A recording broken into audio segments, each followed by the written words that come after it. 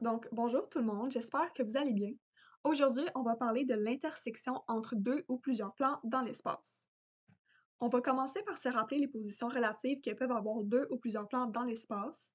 On a d'abord les plans parallèles confondus, les plans parallèles distincts et les plans séquents. On dit que des plans sont parallèles lorsque leurs vecteurs normaux sont parallèles entre eux. Finalement, si les vecteurs normaux des plans ne sont pas parallèles, les plans sont alors séquents. Donc, deux ou plusieurs plans partagent une intersection seulement lorsqu'ils sont séquents. Maintenant, on va se concentrer sur l'intersection entre deux plans. Deux plans dont les vecteurs normaux ne sont pas parallèles sont des plans séquents, comme on vient de dire. Leur intersection est une droite, comme on peut le voir sur le dessin, où deux plans se croisent en une droite d'intersection. Pour déterminer si deux plans partagent une droite d'intersection, on peut construire une matrice augmentée qu'on pourra ensuite résoudre par méthode d'élimination gaussienne. Si le système d'équations admet une infinité de solutions, l'intersection correspondra donc à une droite. Par contre, si le système d'équations n'admet aucune solution, leur intersection est vide, les plans vont être parallèles, soit parallèles distincts ou parallèles confondus. Par exemple, ici, on a deux plans et on cherche à savoir s'ils sont séquents, parallèles distincts ou parallèles confondus. Donc, on va commencer par déterminer les vecteurs normaux dans chaque équation. Dans l'équation du premier plan, on peut tirer la première composante du vecteur 1 qui va être 1, la deuxième composante qui va être -1 et la troisième composante qui va être 2.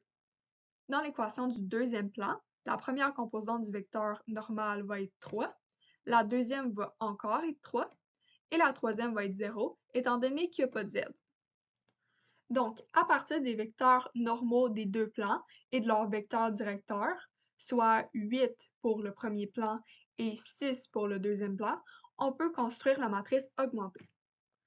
En effet, ici dans la première ligne, on voit qu'on a placé les composantes du vecteur normal du premier plan et le vecteur directeur, tandis que dans la deuxième ligne, il y a les composantes du vecteur du deuxième plan et le vecteur directeur. En utilisant les opérations élémentaires sur la deuxième ligne, on arrive à la ligne 0, 6, -6, -18. Maintenant, il nous reste à trouver la solution du système. Pour ça, on regarde trois choses. Premièrement, on regarde le rang de la matrice échelonnée équivalente, soit le nombre de lignes non nulles dans la matrice échelonnée équivalente, qui est représenté par la lettre P. Ensuite, on regarde le rang de la matrice augmentée, représenté par la lettre Q. Et finalement, on regarde le nombre d'inconnus représenté par n. Donc, si on commence à regarder le rang de la matrice échelonnée équivalente, on voit qu'il y a deux lignes non nulles, ce qui va dire que P va égaler 2. Maintenant, si on regarde le rang de la matrice augmentée, on voit aussi qu'il y a deux lignes non nulles, donc le Q va égaler 2 aussi. Et finalement, on voit clairement qu'il y a trois inconnus, donc n égale 3. Donc, étant donné qu'il y a autant de lignes non nulles dans la matrice échelonnée équivalente que dans la matrice augmentée, mais qu'il y a plus d'inconnus que le nombre de lignes non nulles dans la matrice échelonnée équivalente, le système admet une infinité de solutions, ce qui veut dire que les plans sont séquents et détiennent une droite d'intersection. Donc, maintenant, il nous reste juste à déterminer la droite d'intersection entre les deux plans. Donc, si on reprend la matrice augmentée qu'on avait déjà résolue, à partir de la dernière ligne, on peut tirer l'équation 6y moins 6z égale -18. Mais là, étant donné qu'on a deux lignes non nulles, mais qu'on a trois inconnus, ça veut dire qu'on va avoir une inconnue libre. Dans ce cas-là, on peut toujours poser le z comme étant l'inconnu libre, ce qui va faire en sorte qu'on va devoir remplacer z par k dans le reste de nos équations.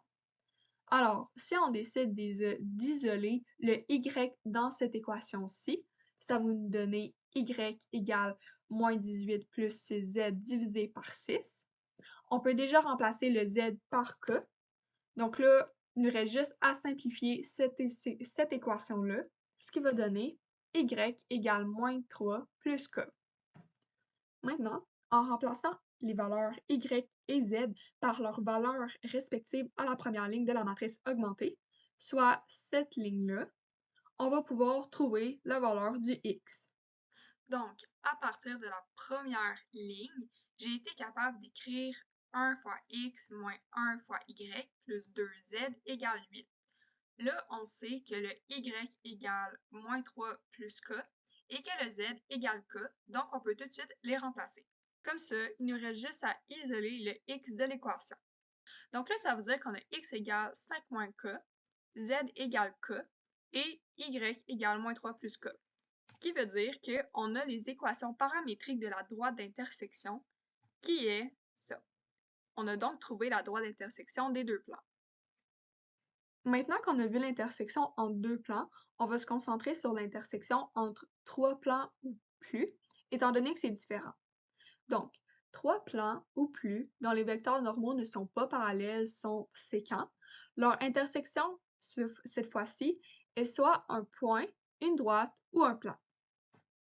Donc, si le système d'équations admet une solution unique, l'intersection entre tous les plans correspond à un point. Comme ici, on a un schéma avec trois plans qui se croisent de manière à former un point.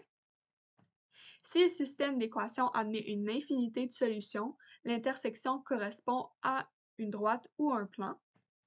Ici, on a encore un schéma où trois plans se croisent et on voit qu'ils sont coupés par une droite d'intersection. Ici, pour déterminer si l'intersection correspond à une droite ou un plan, on regarde le nombre d'inconnus. Si le système comporte une seule inconnue libre, l'intersection va être une droite, mais s'il comporte deux inconnues libres, l'intersection va être un plan. Donc, par exemple, ici, on a trois plans et on cherche à savoir s'ils sont séquents, parallèles distincts ou parallèles confondus. Donc, encore une fois, à partir de leurs vecteurs normaux et de leurs vecteurs directeurs, on va construire une matrice augmentée. Donc là, ici, la première ligne correspond aux composantes du plan 1, la deuxième ligne correspond aux composantes du plan 2 et la troisième ligne correspond aux composantes du plan 3. Donc, en effectuant les opérations élémentaires sur les lignes 2 et 3, on arrive avec cette matrice-ci. Maintenant, encore une fois, il reste juste à déterminer la solution du système. Donc là, on va encore vérifier le rang de la matrice échelonnée équivalente. Ici, on voit qu'on a trois lignes qui sont non nulles. Ici, maintenant, on regarde le nombre de lignes non nulles dans la matrice augmentée. On a encore trois lignes non nulles. Et finalement, on a trois inconnus. Étant donné qu'il y a autant de lignes non nulles dans la matrice échelonnée équivalente qu'il y a de lignes non nulles dans la matrice augmentée, et que le nombre d'inconnus est égal au nombre de lignes non nulles, le système admet une solution unique. Étant donné que le système admet une solution unique, les plans sont séquents et détiennent un point d'intersection cette fois-ci. Donc là, il nous reste à déterminer le point d'intersection entre les trois plans. Donc, en reprenant la matrice augmentée qu'on a déjà résolue, dans la troisième ligne, on voit qu'on a 0, 0, moins 6 et moins 4, ce qui fait en sorte qu'on peut isoler le z. Donc, en faisant moins 4 divisé par moins 6, ça va nous donner 2 tiers. Donc, de la dernière ligne de la matrice augmentée, on tire z égale 2 sur 3. Ensuite, en remplaçant le z par 2 sur 3 dans la deuxième ligne, soit 6y moins 6z moins 18, on peut isoler le y, ce qui va nous donner un y égale moins 7 divisé par 3. Finalement, il nous reste juste la première ligne qui va nous permettre d'isoler le x. Donc, une fois qu'on a trouvé tous les points, on peut dire que le point d'intersection est ce point-ci, soit 13 tiers, moins 7 tiers et 2 tiers.